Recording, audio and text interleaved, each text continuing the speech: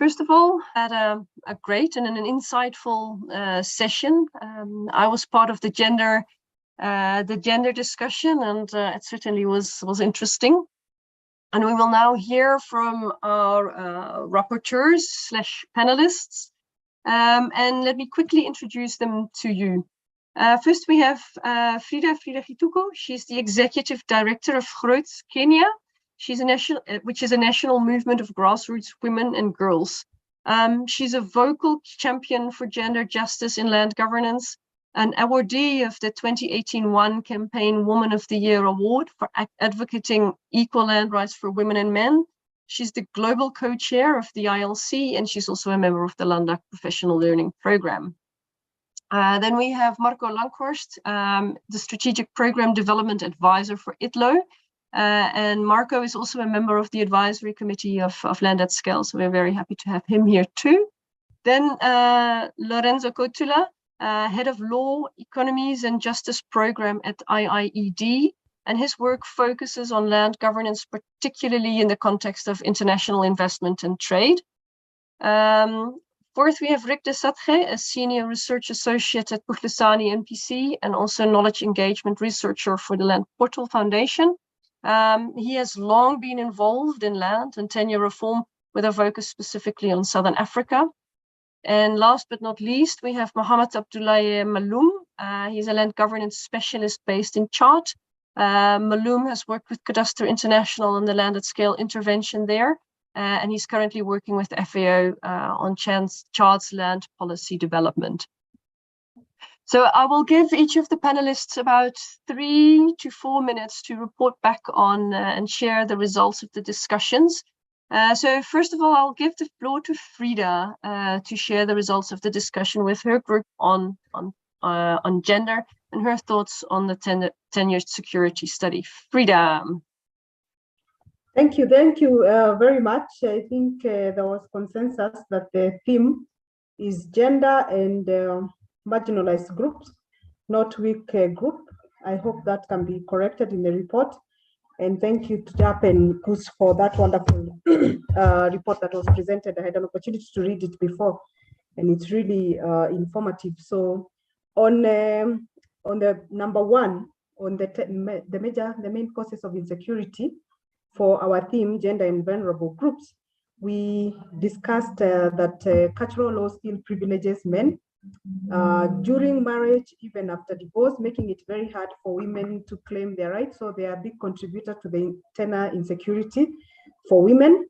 The investors, especially in the extractive sector, they are also a contributor to the insecurity of land tenure for women. And also because that in their businesses, they are likely to co-opt men as workers more than women. So women lose both their land and they lose opportunity to benefit in the new land use, change of land tenure regimes due to land scarcity. Again, things around underrepresentation of women in the whole land administration system, meaning the experience of women are rarely taken into account when designing this kind of the intervention that would promote secure land tenure. The registration process is also a very expensive process, and considering that there are already existing gendered income inequality, that can again enhance those insecurity. The issues of literacy because of inequality in education. Sometimes women are not aware of these rights, and even when they are, they do not know how to claim them across that value chain. The issue of accountability, especially in states where we have a very weak judicial system, then impunity tends to thrive because people think they can't do things just because they can do them, and the fact that they will not be held accountable because the system is weak. In terms of what are the enabling conditions that if they are put in place, they could lead to tenure security. One of the things that we discussed, if you look at the interventions like mapping and registration, mostly they are done by corporate companies. They are using technologies, and both the corporate space and the tech space is not the space where women are thriving very much at this point in time. So if we could relook at those approaches and adopt more bottom-up approach, then that process will aid a better gendered outcome. Again, taking into account the voices and representations of women, we've seen experiences where women are represented from, from the onset of such intervention at policy and even when they are being implemented, that we are likely to achieve better security for both men and women. We did discuss about looking at these interventions from both the technical angle and the social angle, because if we see the social angle of this kind of intervention, then we are more likely to invest in community organizing and in reaching out to different community groups, women, men, people living with disability. Even before we get to the technical part, we already have their aspiration and their wishes and how they perceive how that security will be reflected in their own lives. So it's very important that we look at both angles. That could be a good enabler. We also discuss about the state and other non-state actors looking at themselves and the role they are playing in that process and calling out, acknowledging and addressing and overcoming their own biases. Because the problem is that we tend to assume that as actors in these processes, we are neutral and we are free of biases, which is not true, because we come from the same society that is perpetuating the patriarchal biases. What are the greatest risks for certain group if we do land registration in your context? That was the other issue that we were discussing. Some of the risks that we identified is, of course, the over-consolidation and concentration of power in men. Some interventions could resort to that, and we have such experiences, not just to men, but also to those who are already powerful in the community. Commodification of some different categories of land, especially matrimonial property, making it more available for land grabbers and for transfer, even if that was not the original intervention.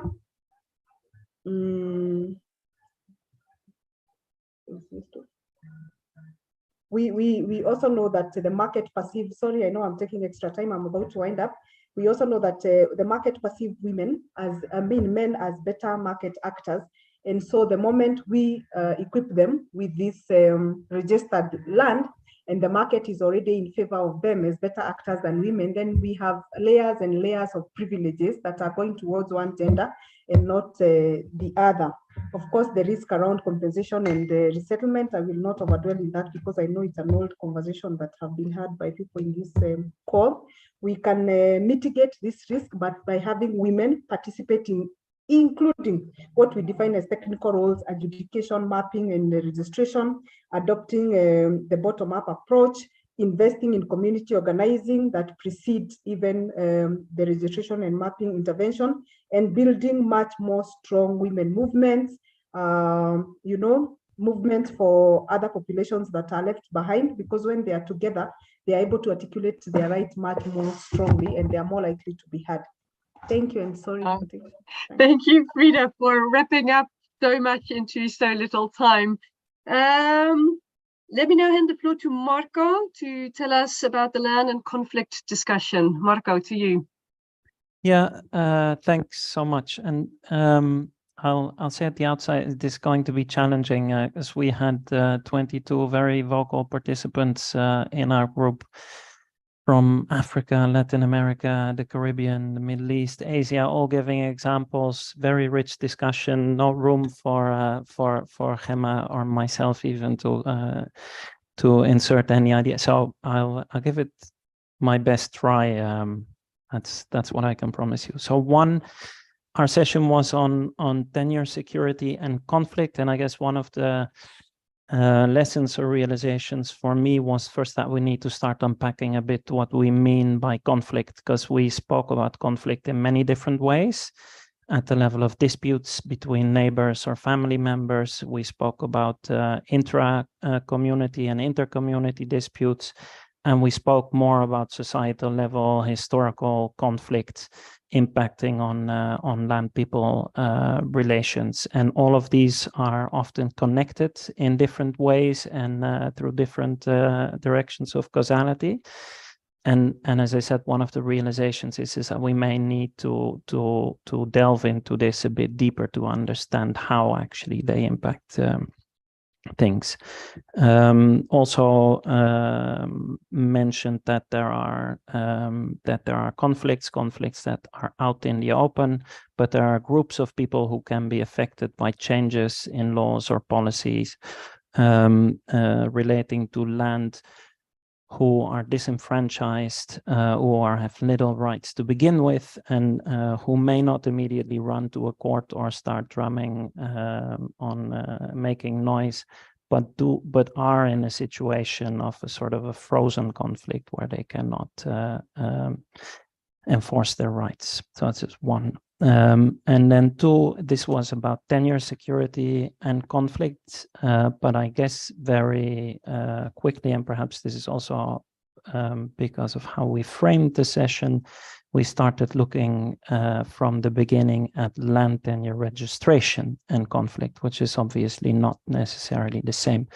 And it was very helpful for me that the point was raised in our session that there are other ways of trying to improve tenure security, that our field should concentrate perhaps on more, and that some of those might be more adequate in given situations and less prone to produce conflict. Then a point that was made that I think is important also is that there are having a high level of land disputes or land conflict can be a reason for starting land tenure registration.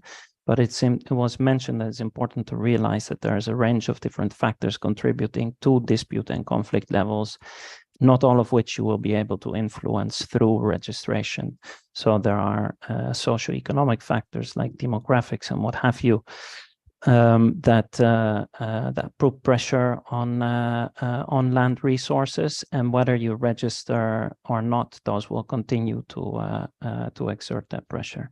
There are also conflict factors, so societal conflict, rifts between society having led to displacements or dispossession that you cannot necessarily take away through. Oh, that's going to be very difficult. I'm at point 2 of 6. I will go fast.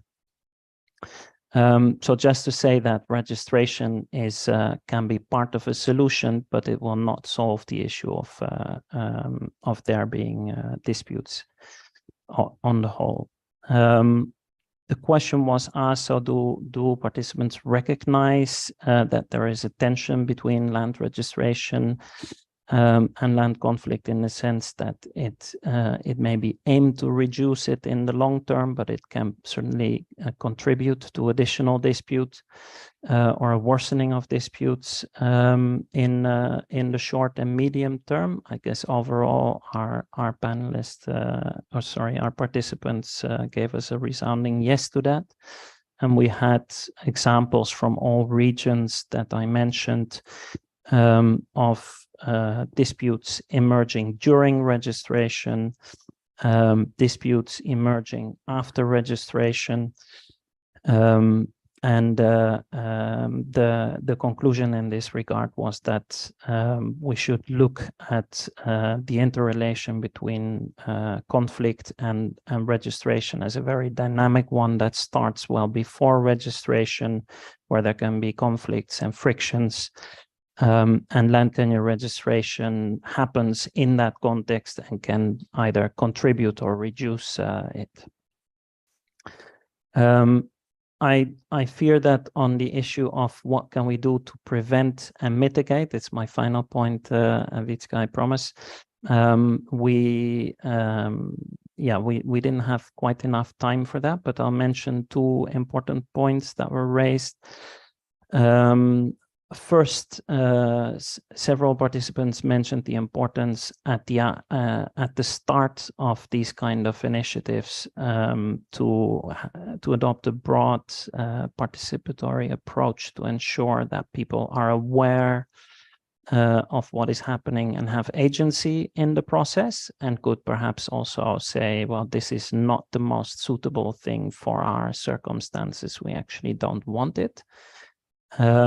And 2, that there would that there are situations also on the side of government or development organizations who are contemplating initiating these type, that there is an obligation also to inform yourself very well and to conduct the necessary analyses, risk assessment, conflict sensitivity assessment to make sure that there aren't too big risks involved to actually not want to do this. And for me, a final point, if you allow me, Vitska, I think the difficulty, if you want to make that kind of assessment for me, is how are you going to make a judgment on a situation where likely you're going to get a good number of people in an area where you register who might derive some form of economic benefit from the fact that they have their land registered, or at least they sleep more quietly because they know they have a certificate.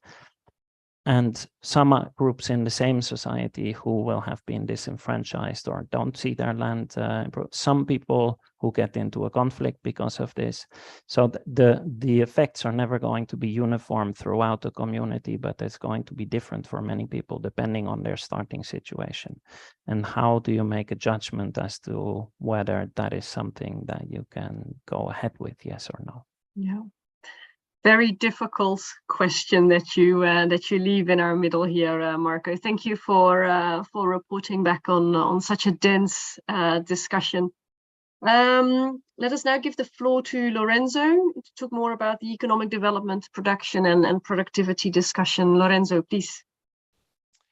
Yes, thank you very much, Vitske. And before maybe starting with the report back, I just wanted to highlight, I guess on a personal note, that the discussion about this topic has been going on for a long time, partly because of the strategic importance of this question for many national policy processes, where governments are looking to harness land for economic development, but also, I think, because of the complexities that are involved here. What do we mean by development or economic development? How do we measure production or productivity?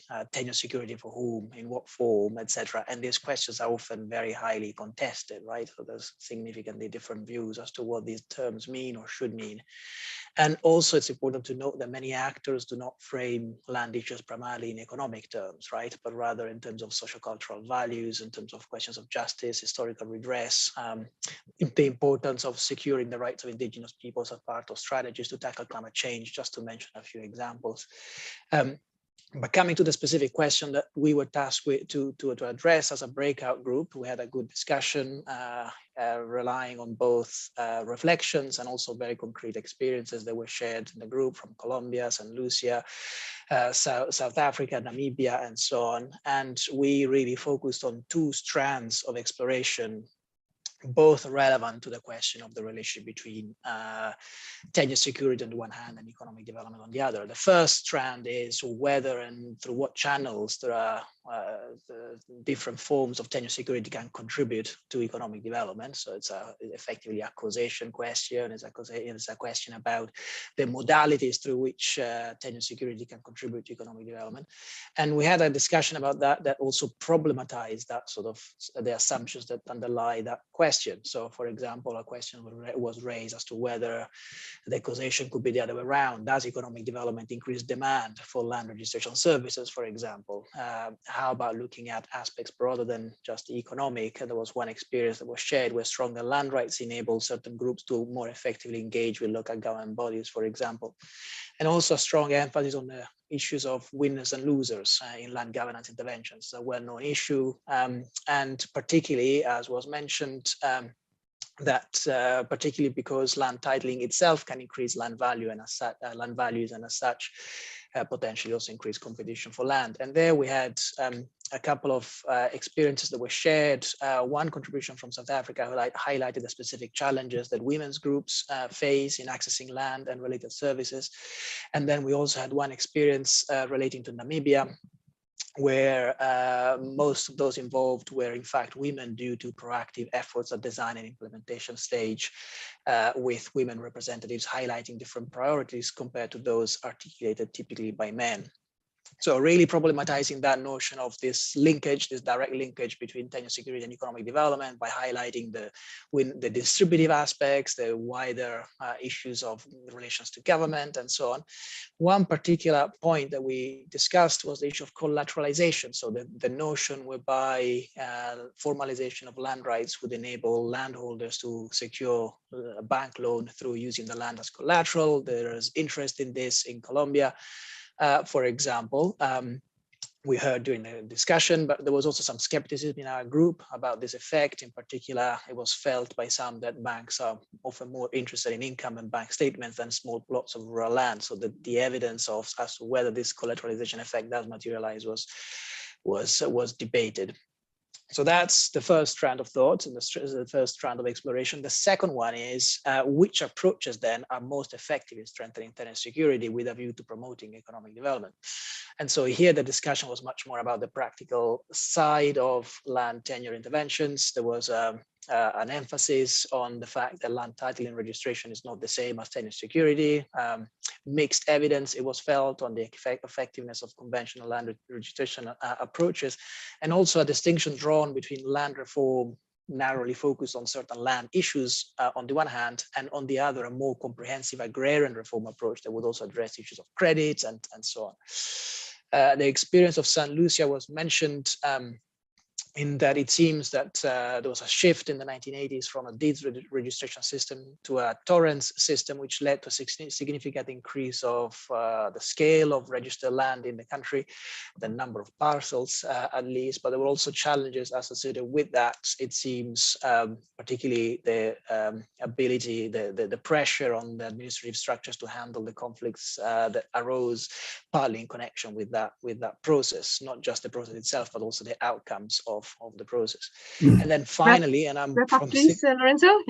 Yeah, finally, the issue of risks. We spent a fair amount of time discussing the issue of risk and the fact, again, linked to the winners and losers aspect, the fact that the design of the project and the fact that the better connected people are able to essentially secure deeds while others cannot. And so the question of how does one ensure that the rights of more vulnerable groups, socially, politically, juridically marginalized groups, are protected in land formalization processes, and the issue of local ownership and participation has already been mentioned. It sort of connects to some of the other speakers, was seen as very much a key to achieving that, and yet it was felt is often neglected, particularly in top-down interventions. So those are some of the issues that came up, and happy to elaborate more in the discussion if there's time. Okay. Thank you, Lorenzo. And I understand that there's a lot to put into a very small amount of time when even the interpreters are struggling to keep up. Rick, next over to you on the role of the state. And please try keep it as short as possible. I'm going to keep it as very short as possible. Thank you. Witzke, what I'm going to do is I'm going to zoom into our discussion, then try to zoom out to some bigger reflections on the conversation as a whole. In our discussion, we started from the assumption that the state was often seen as the key agent for the formalization of rights. And we asked the question, how does the state contribute to tenure security or conversely insecurity? And we had a range of participants and we went to a range of different countries. And I don't have the time to profile all of those different country examples, but I'm just going to try and pull out some key issues that emerged. So we went to Namibia and we looked particularly at flexible land tenure, the role of the state there. And we looked at some conflicts between the state and communities in communal areas, given the fact that in Namibia, the constitution recognizes both customary and statutory law. And Royal Manare, who was in our panel, gave us the example of where a group of people in the north of the country basically refused to register their land rights and said it would be in contravention of their norms, their cultural norms. And the state had no alternative but to accept that. We also looked at the experience in Trinidad and Tobago. We went to Uganda, we went to Mozambique, and we went to Canada. So each of these places, there are very, very different scenarios. And I'm afraid in the 3 minutes, I can't do justice to them, but I have made notes and I'll make the notes available for the summary. From my own reflection, I'd like to zoom out now and in many respects even take on a slightly more theoretical approach. My own reflection is that the state, we talk about the state all the time, but it remains a remarkably slippery concept, one that we have to critically interrogate and engage and think carefully about the normative assumptions and received wisdom about the nature of the state and the government and the distinctions between the two. So in the standard narrative, the state is permanent, it exercises sovereignty, it has a population, it's territorially bounded and has a government. But when we start to look at this more closely, even these key elements are not as self-evident as one might first appear. So yes, the state has a population, the majority of whom are citizens. However, in our fast-changing world, this population is increasingly heterogeneous.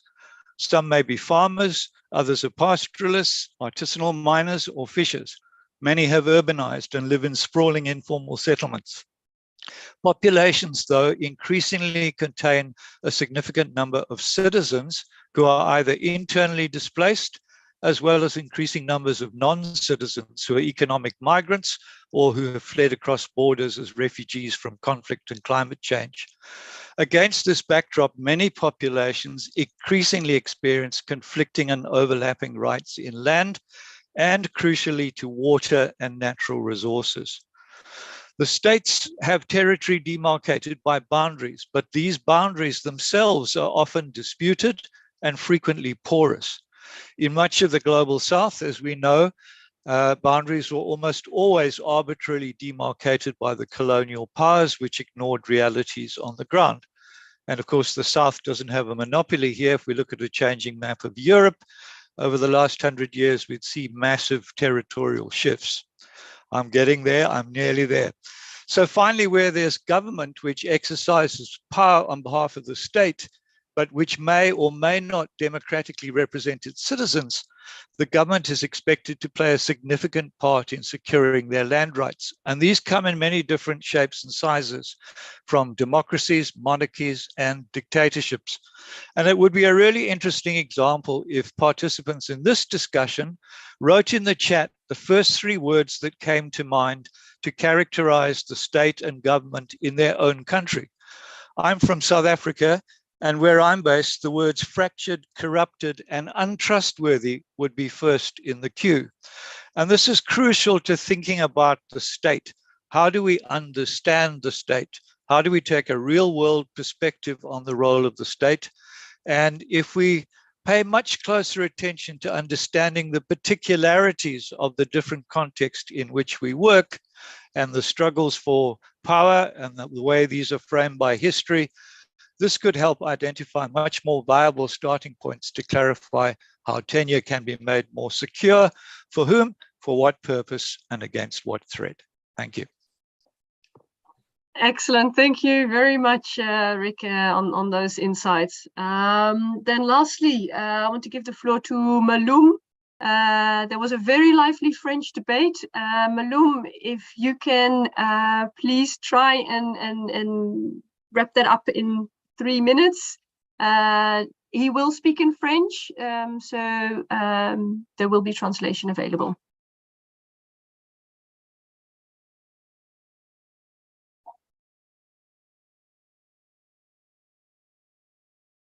I see that Maloum is not in the panel list.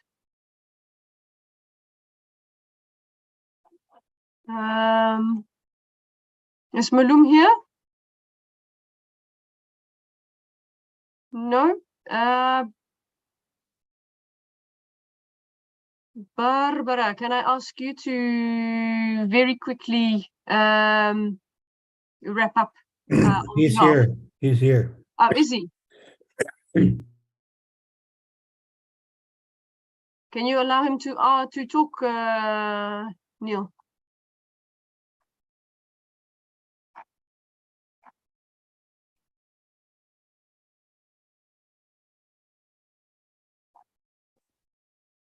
No?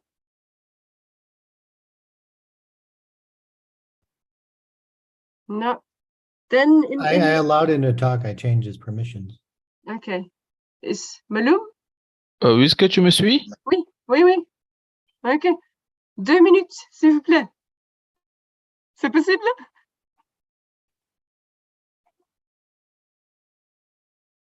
Non. Maloum est là. Oui, oui. Bien. Ok. Ok, 2 merci. minutes. Ok, merci Whisker. En fait, notre groupe de francophones, nous avons échangé, mis un accent particulier sur la sécurité foncière. Nous avons commencé nos échanges par rapport aux perceptions, la sécurisation de facto, et nous sommes arrivés à la conclusion selon laquelle le concept même de la sécurisation, elle n'est pas statique, elle est dynamique. Notre panel notre session n'était pas bien remplie. On a commencé à 2, après il y a eu 4, à peine nous étions à 5. Donc nous avons pensé que nous allions avoir le temps de tout dire, mais malheureusement, le sujet était tellement intéressant que on a manqué du temps, malgré qu'on était à peine 5. Donc, l'une des questions que nous avons abordées, c'était la cause de l'insécurité, quel impact sur la population. Les échanges ont tourné autour, surtout en Afrique, c'est beaucoup plus culturel. Et là aussi, on a spécifié, parce que les régimes fonciers coutumiers n'excluent pas, mais ce sont les abus qui excluent certaines catégories, plus précisément les jeunes et les femmes. Et ces abus sont liés à la mutation de la dynamique, à la dynamique foncière. Plus précisément, il y a la croissance démographique, il y a l'HCRS, ainsi de suite. Tous ces éléments-là ont fait que le statut de la terre a changé. Elle est passée d'un bien patrimonial à un bien marchand. Donc, et au-delà de ça, l'insécurité foncière, c'est pas seulement les femmes et les jeunes, elle touche tout le monde, mais particulièrement les femmes. Et il y a la question des différences de coutumes. Donc, au-delà de ça, nous avons abordé la question de la sécurisation, enregistrement ou titre. Et il est clair qu'il se ressort des débats que la sécurisation doit passer nécessairement par l'enregistrement, mais l'enregistrement est différent. On ne peut pas parler, il y a l'enregistrement qui peut conduire au titre et l'enregistrement qui est spécifique en milieu rural. Donc, c'est pour ça que notre ami du Burkina, du Mali, a parlé d'un cadastre qui est d'un enregistrement qui est différent de celui de cadastre. Donc, la question de l'enregistrement a aussi été abordée. Il est question des échanges, il est ressorti que c'est beaucoup plus, on doit travailler beaucoup plus sur les mentalités, sur le changement de la mentalité, la nécessité d'avoir une base juridique et les négociations. Parce que il est question aussi que il y a les risques liés aux enregistrements. Les risques liés aux enregistrements. Donc, il est question d'avoir une approche coopérative, une approche inclusive et une approche participative. Voilà par rapport aux différents éléments que j'ai notés par rapport aux échanges. En ce qui me concerne, je pense que les débats devaient être centrés sur à qui appartient la terre. Je pense que c'est une question qui est au centre des débats dans nos sociétés, surtout en Afrique. Est-ce que la terre appartient à l'État ou la terre appartient aux communautés? Je pense qu'il est question de trouver une formule à ce niveau-là. Donc, je m'arrête là ici et après, je pense que je pourrais faire de notre envoyé. Merci. Okay, merci beaucoup, Maloum. Thank you very much, all the panelists. In the sake of time, I will skip the poll that we wanted to do again to see if any of you had changed your minds on some of these statements. And I would like to ask Jaap to wrap up with some final reflections, please. Jaap. Yeah, can you hear me? Yeah. Thanks a lot, everybody. I jumped into all 4 groups. I didn't go to the Francophone one, but I did listen into the translation earlier on. Very interesting discussions, and I think it shows how complex the issue is and how layered. And I'm glad with everything I hear. I'm not sure how we're going to make this into the next version of the paper. That still remains quite a challenge. I wrote a few things down. First of all, apologies for using this word weak. We are so focusing on the tenure security and we didn't have the time to do a good proofread. We shouldn't have used that, and vulnerable or marginalized will appear there. So apologies for that. And many of you said it, and I'm very happy. And we might have to change even the order of some things. We have to start from insecurity. The real problem is insecurity of tenure for many people. And then who is threatened by whom or by what, as many of you said. Internal and external pressures, sometimes mixed, sometimes layered. And I think that is really important. And that also makes it indeed dynamic, as some of the people already reported back from their group. To my students, I always say the two biggest threats to land tenure security is actually Big Brother, the government, and brother-in-law, the family, especially for women. And I think that both came by quite sometimes. The only thing I personally always miss in these type of discussions is the autonomous development in society. If we do not have an intervention, are also not these groups losing out? And yeah, then the question is, does the intervention, when we make it as good as we can,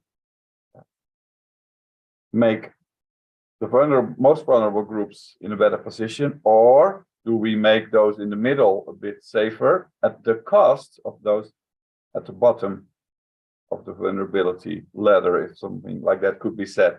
I think that is one of the things we really struggle with, and this is exactly what Mark also said, the local diversity, and how do you then judge whose positions should be prioritized? Inequality seems to be the key issue. There is inequality in how people are accessing land, and the systems, and we talked a lot about registration and mapping, even though tenure security was really the topic, but somehow we always end up focusing a lot, even though we all say it's more, we still talk about it a lot. So the intervention seems to go along with the inequality. And I think that's where the most of the work has to be, understanding the current inequalities and making sure the system makes them less and not more. And in practice, we often see they make it more because they are focusing on doing things more efficient instead of more equitable. And I think that came out also in almost every group. But when I listen to everything, and then maybe I'm too philosophical, I also thought in the end, yes, but interventions, mapping, titling, and anything we want to put around it, they cannot solve all the problems of the society. And that's what we always end up. We talk about everything, and in the end, yeah, if government is corrupt, this doesn't work, so we need to get rid of government, corrupt government. And inequality we don't want, etc., etc., etc. So there's this chicken and egg. Can we do some things in land registration mapping that already improve the situation there and get the whole country in a better place? Or does the country has to be in a better place before we can actually do a fair and honest tenure security improvement through an intervention? And I don't think we have the answers there. I think our audience was very nicely representing a broad range of these assumptions, and many of them were aware of it. I think that's also important to know. We will also go with a bit more depth with our colleagues in the different land scale projects to see on a more local level how things are. Thanks. Okay, thank you, Jaap. So yeah, I see that we've gone slightly over time, so I'd like to wrap it up here. We could continue our discussions for hours, I'm sure. But a big thank you to all the panelists, and thank you for joining us here today. We appreciate your participation, your engagement, and your insights. Thank you to all the participants as well, for sharing your thoughts and ideas. We do, as said, going to publish a study on this, and we will take into account the discussions that have taken place today. We try to feed them in, and we will make sure that we send the final paper with you once ready. Then, lastly, I want to ask you to take a survey, especially with the new setup, but we would like to know how you like this webinar. There will be a link in the chat, I understand, where you can share your feedback on this particular event. And with that, I want you to have a happy festive season, and I look forward to engaging with you all in the new year. Thank you all, and God bless.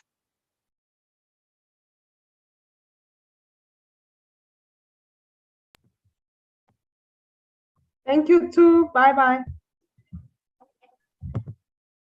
Thank you, everybody. I know. I'll share the survey in a follow-up email. Thank you. Thank you. Thank you.